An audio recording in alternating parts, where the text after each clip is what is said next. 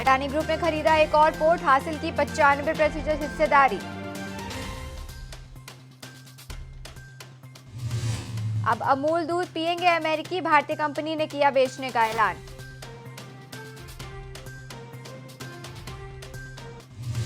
मुकेश अंबानी की कंपनी खरीदेगी ये बड़ी सोलर कंपनी, एक्सपर्ट्स बोले उठा लो शेयर। मकान बनाना 30% हो गया महंगा, जानिए दिल्ली एनसीआर में क्या है स्थिति।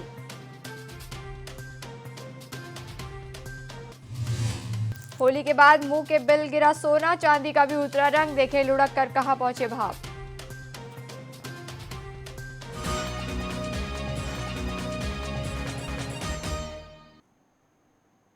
नमस्कार, आप देख रहे हैं इंडिया वॉच, मैं हूं आपके साथ अनुष्ठा। वक्त है बिजनेस वॉच का।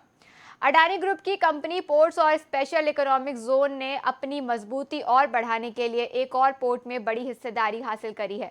गौतम अडानी की कंपनी ने उड़ीसा के गोपालपुर पोर्ट से 1 करोड़ रुपए के इक्विटी प्राइस पर 95% हिस्सेदारी हासिल करी है। अडानी पोर्ट्स गोपालपुर पोर्ट में रियल एस्टेट ग्रुप शाहपुरजी और पालोनजी ग्रुप के 50%, उड़ीसा के स्टीवर्ड्स और 29% हिस्सेदारी करेगी। इस डील की इंटरप्राइजेज वैल्यूअर 30,000 करोड़ रुपए है।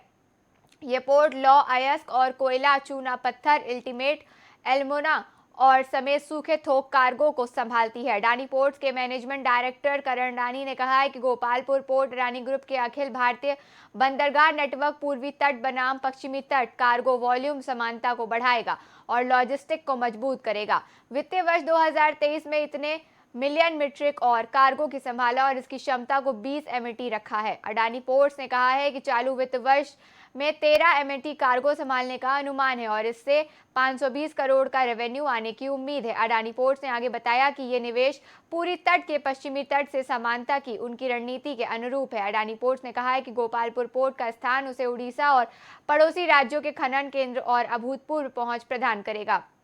अडानी पोर्ट भारत के पश्चिमी और पूर्वी तट पर लगभग 12 बंदरगाह और टर्मिनल संचालित करता है। गौरतलब है कि शुक्रवार को बंद के मुकाबले मंगलवार को अडानी पोर्ट्स के शेयरों में प्रतिशत की तेजी देखी जा रही है। तभी अडानी पोर्ट्स अब शेयर पर कारोबार कर रहा है। 6 महीने में इस स्टॉक्स में 95% का मुनाफा दिया गया। वहीं एक साल के दौरान अडानी ग्रुप का ये शेयर 106 का रिटर्न देगा।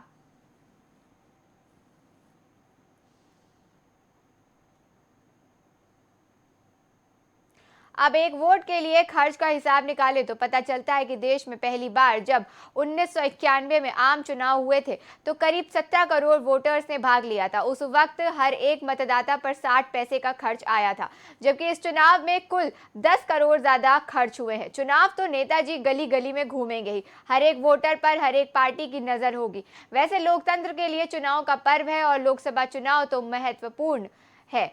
वहीं गली मोहल्ले, चौक चौराहे, बैनर, पोस्टर और बड़े बड़े होल्डिंग्स के पद जाते हैं। वहीं वोटर्स को लुभाने के लिए गीत संगीत का तड़का भी लगाया जाता है। छोटे बड़े पदों के सितारे की मदद भी ली जाती है।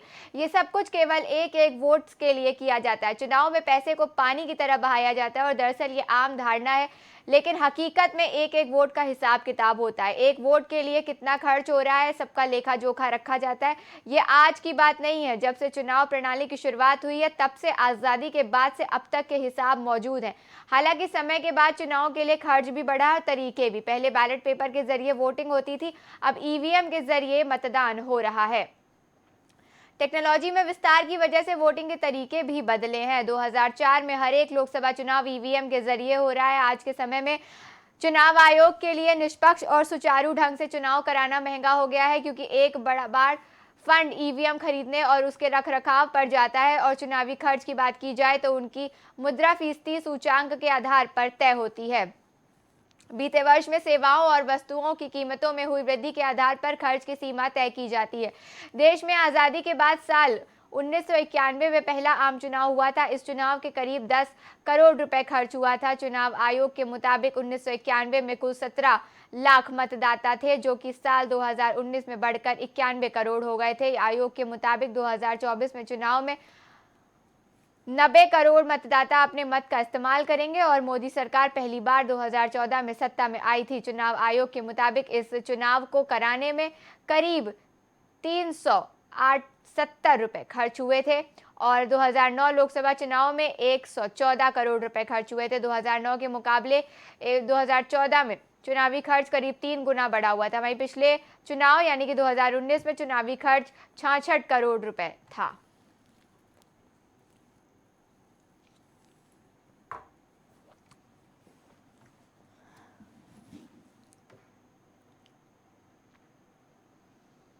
भारत की प्रमुख डेयरी कंपनी अमूल ने बिजनेस की दुनिया में एक और कामयाबी हासिल कर ली है। भारतीय मूल की ये कंपनी अमेरिका में दूध का कारोबार करेगी। अमूल ने अमेरिका में फ्रेश मिल्क प्रोडक्ट लॉन्च करने का प्लान बनाया है, जिसको लेकर गुजरात की इस कंपनी ने अमेरिका के पूर्वी तट और पश्चिमी बाजारों में फ्रेश मिल्क शेक बेचने के लिए मिशिगन और मिल्क प्रोड्यूसर्स एसोसिएशन के साथ डील करी है। Gujarat cooperative milk marketing federation managing director Jain Mehta ने कहा है कि मुझे ये बताते हुए खुशी हो रही है कि अमूल अमेरिका में फ्रेश मिल्क प्रोडक्ट लॉन्च करेगी।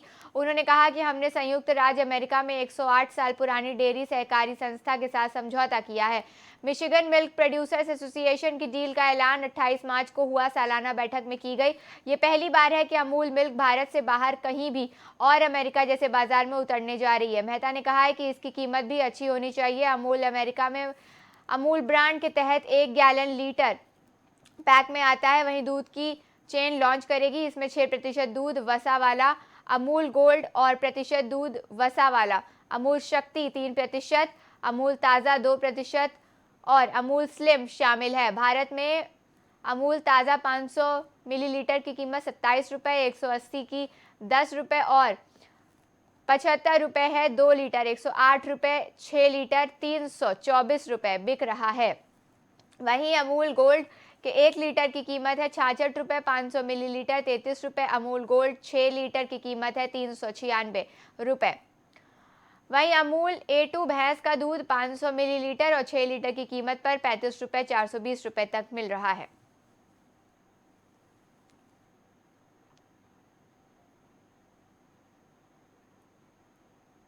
मुकेश अंबानी के Reliance industries MSCB solar agro power से नाइटिजन सोलर और MSV traded second solar SPVO और 100% की हिस्सेदारी करेगा। रिलायंस इंडस्ट्रीज के बोर्ड ने इसके अधिग्रहण की मंजूरी दे दी है। कंपनी एक एक्सचेंज फाइनलिंग में कहा है कि यह सौदा मुख्यमंत्री सौर कृषि वाहिनी योजना 2 के तहत महाराष्ट्र में अलग अलग साइटों पर 128 मेगावाट की कुल सौर क्षमता स्थापित करने के लिए कंपनी को दिए गए टेंडर की शर्तों के अनुसार है। MSCB सोलर एग्रो पावर के अधिग्रहण की प्रक्रिया पूरी की जाएगी और अधिग्रहण के बाद ट्रांजैक्शन होगा। इसका अधिग्रहण अप्रैल 2024 के अंत में पूरा होने की उम्मीद है। फर्म UBS ने रिलायंस इंडस्ट्रीज लिमिटेड के शेयर पर अपने टारगेट प्राइस को 3,000 रुपये से बढ़ाकर 3,400 रुपये कर दिया है।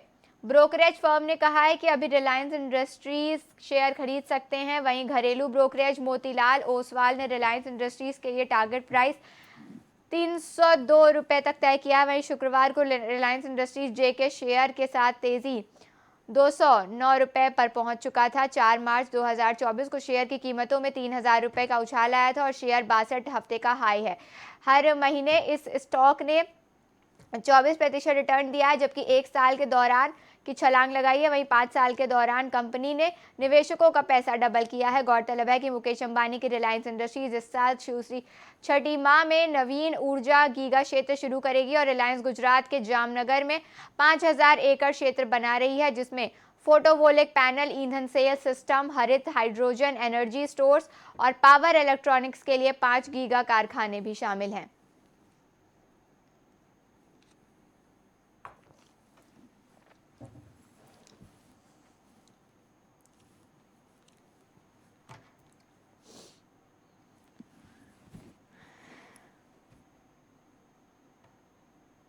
होली की छुट्टी के कारण सोमवार को शेयर बाजार बंद रहा। मंगलवार को रिलायंस इंडस्ट्रीज और रेडी लैब के शेयर निवेशकों की झोली भर सकते हैं। मुकेश अंबानी की अगुवाई वाली कंपनी रिलायंस इंडस्ट्रीज ने बोर्ड के MSKVY 19 सोलर SPY और MSKVY 22 सोलर SPF के साथ हिस्सेदारी खरीदने को मंजूरी दे दी है। ये हिस्सेदारी MSCB सोलर एग्रो पावर से खरीदी जानी है। डॉक्टर रेड्डीज लैब ने अमेरिका की दवा कंपनी फार्मर्स इंक के साथ एक लाइसेंस एग्रीमेंट किया है। इसके तहत कंपनी भारत में कमर्शियलाइज करेगी। ये दवा हाइपोवॉल्मिक शॉक के इलाज में काम आता है। मूवमेंट इंडिकेटर MACD के मुताबिक Sumitomo chemical, Craftsman automation, Motilal Oswal financial services, Mankind pharma और फाइनेंशियल होल्डिंग्स, रत्नामणि मेटल के शेयरों में मंगलवार को तेजी आ सकती है। दूसरी ओर LTI इंडस्ट्री और शेयरों में गिरावट भी आशंका है। पिछले हफ्ते बाजार में काफी उथल-पुथल देखने को मिली और बाजार मामूली तेजी से चला।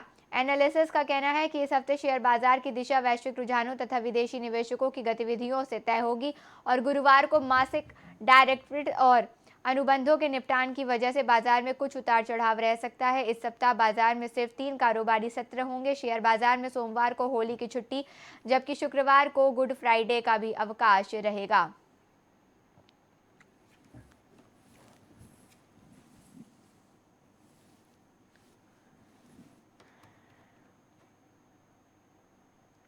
कोरोना काल समाप्त होने के बाद मकान बनाने से जुड़ी चीजों की कीमतें बढ़ने से ये महंगा हुआ है। अब एक रिपोर्ट आई है जिसमें बताया गया है कि देश के शीर्ष 13 प्रॉपर्टी मार्केट निर्माणाधीन आवासीय परियोजनाओं की कीमतें 30% से भी ज्यादा बढ़ गई हैं।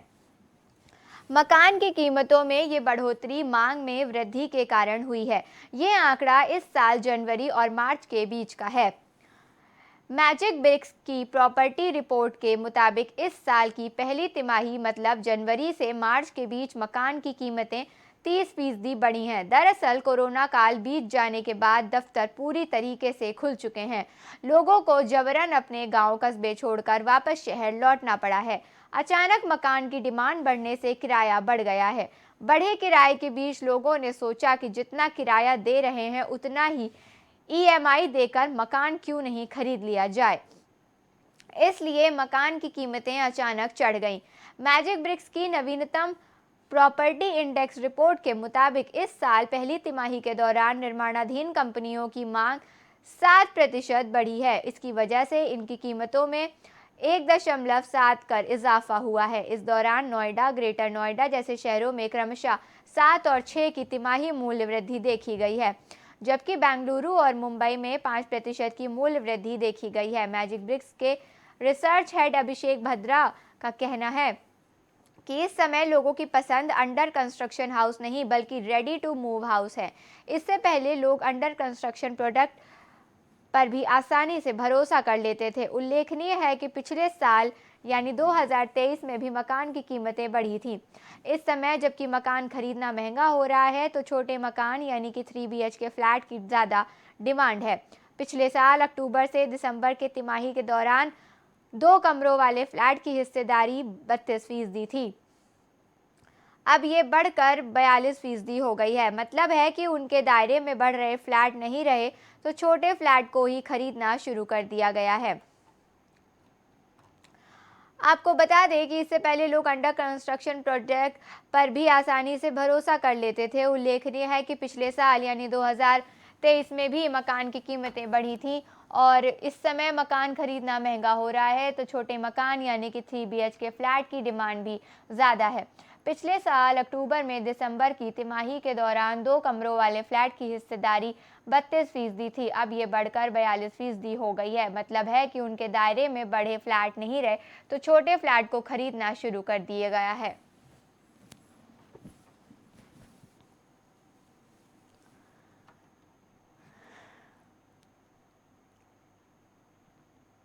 एक्सपर्ट्स के मुताबिक सोने और चांदी के भाव में आने वाले समय में तेजी आ सकती है। हालांकि आज सोने के भाव लुढ़के हैं। एक समय 66,000 रुपये प्रति 10 ग्राम के करीब चल रहा था सोना, अब 67,000 रुपये पहुँच गया। अगर आप सोना खरीदने की योजना बना रहे हैं तो एक बार इसकी लेटेस्ट रेट ज़रूर चेक कर लें। आज यानी बुधवार को डिलीवरी वाला सोना गिरावट के साथ 66,000 रुपये प्रति 10 ग्राम के भाव पर खुला है। वहीं सोना अभी गिरावट के साथ ट्रेड कर रहा है और 5 अप्रैल डिलीवरी वाला सोना 66,000 प्रति 10 ग्राम पर ट्रेड कर रहा है। बुधवार को डिलीवरी वाली चांदी गिरावट के साथ 70,000 प्रति किलोग्राम पर खुली है। वहीं पे डिलीवरी वाली चांदी 75,000 रुपये के स्तर पर गिरावट के साथ खुली है। चांदी के भाव में आज गिरावट देखी जा रही है। आज यानी बुधवार को सोने की वैश्विक कीमतों में भी तेजी देखने को मिल रही है। कॉमेक्स पर सोने का वैश्विक वायदा 4% या $9 की तेजी के साथ ट्रेड करता दिख रहा है, तो वहीं सोने का वैश्विक हाजिर भाव इस समय $2000 प्रति औंस पर ट्रेड कर रहा है।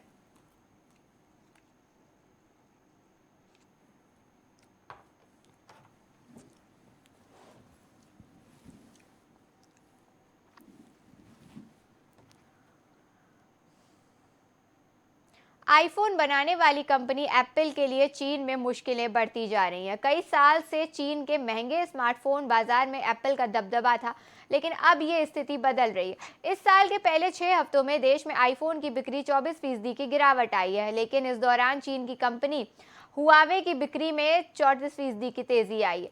ये स्थिति अब जब चीन में ये समय फोन खरीदने के लिए शुभ माना जाता है, एप्पल के लिए ये कठिन समय है। एक तरफ उसे चीन में झटका लगा है, तो दूसरी ओर यूरोपियन यूनियन ने उसे करीब $2 अरब का जुर्माना लगाया है। स्मार्टफोन मार्केट पर नजर डालने वाले काउंटर पॉइंट रिसर्च के मुताबिक जनवरी-फरवरी के दौरान चीन में आईफोन की बिक्री में 24% गिरावट आई।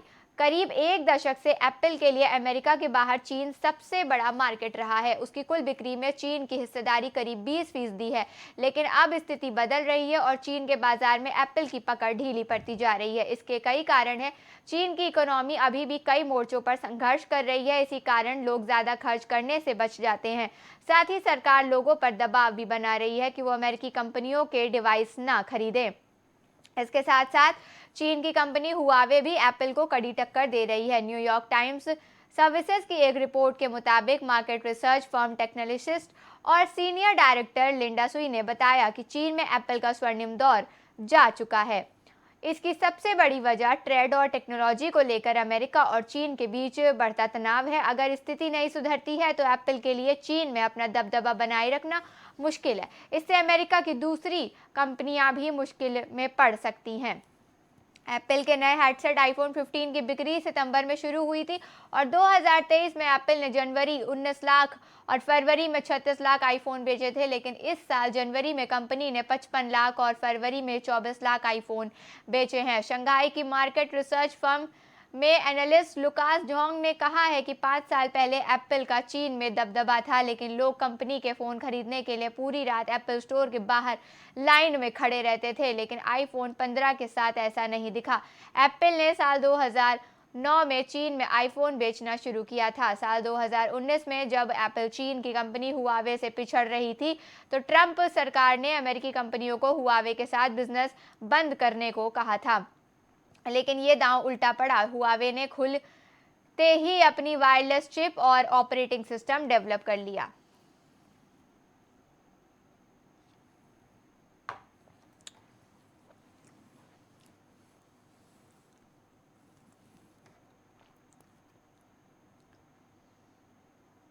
माइक्रोसॉफ्ट ने एक बार फिर विंडोज और सरफेस टीमों का आंतरिक रूप से विलय कर दिया है।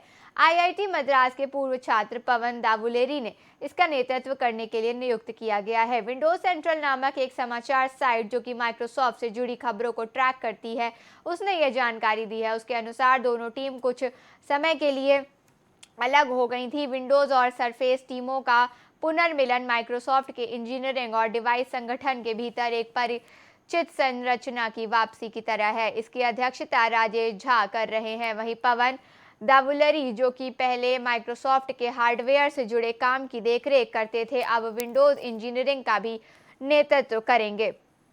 यह फेरबदल पिछले सितंबर पूर्व विंडोज और सरफेस प्रमुख पैनोस पनाय के जाने के बाद हुआ, जिनकी भूमिका प्रभावी रूप से दावुलेरी और मिखाइल पार्खिन के बीच विभाजित कर दी गई थी। पार्खिन ने माइक्रोसॉफ्ट के वेब और विज्ञापन के सीईओ के रूप में अपनी मौजूदा जिम्मेदारी के साथ साथ बिंग एज कोपायलट जैसे उत्पादों की देखरेख करते हुए विंडोज का भी कार्यभार संभाला। हालांकि माइक्रोसॉफ्ट के भीतर हाल के घटनाक्रम के तहत एक एआई डिवीजन के सीईओ के रूप में डीपमाइंड के सह संस्थापक मुस्तफा सुलेमान की नियुक्ति भी की गई है और विंडोज को अब राजेश झा के नेतृत्व में फिर से संगठित किया गया है।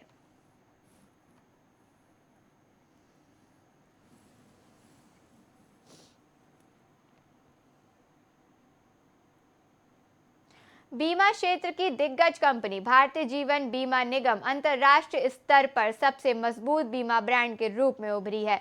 ब्रांड फाइनेंस इंश्योरेंस 100 और ए 2024 की रिपोर्ट के अनुसार एलआईसी का ब्रांड मूल्य 9 लाख अरब अमेरिकी डॉलर पर बना हुआ है। साथ ही brand strength index score 88 lakh और संबद्ध एएए ब्रांड स्ट्रेंथिंग रेटिंग भी है। ब्रांड फाइनेंस इंश्योरेंस के बयान के अनुसार एलआईसी के बाद सूची में कैथे लाइफ इंश्योरेंस को दूसरे सबसे मजबूत ब्रांड के रूप में दर्शाया गया है। कैथे लाइफ इंश्योरेंस का ब्रांड मूल्य 9% से बढ़कर 9 अरब डॉलर हो गया है। इसके बाद एमएमआरएस इंश्योरेंस है जिसका ब्रांड मूल्य है 82% बढ़कर 3 अरब डॉलर। बयान के अनुसार चीन के बीमा ब्रांड ने ग्लोबल रैंकिंग में अपना दबदबा बनाए रखा है। पिंग एंड ब्रांड मूल्य में 4% की बढ़ोतरी के साथ 33 अरब डॉलर के साथ अग्रणी है। इसके बाद चाइना लाइफ इंश्योरेंस और सीपीआईसी तीसरे और पांचवें स्थान पर। एलआईसी इंडिया के वित्त वर्ष 2022-23 में 29 करोड़ रुपए का उच्चतम पहले वर्ष का प्रीमियम संग्रह हासिल किया है, जबकि एसबीआई लाइफ इंश्योरेंस और एचडीएफसी लाइफ इंश्योरेंस ने 15 करोड़ रुपए और 10 करोड़ रुपए का नया प्रीमियम संग्रह हासिल करके निजी क्षेत्र का नेतृत्व किया है।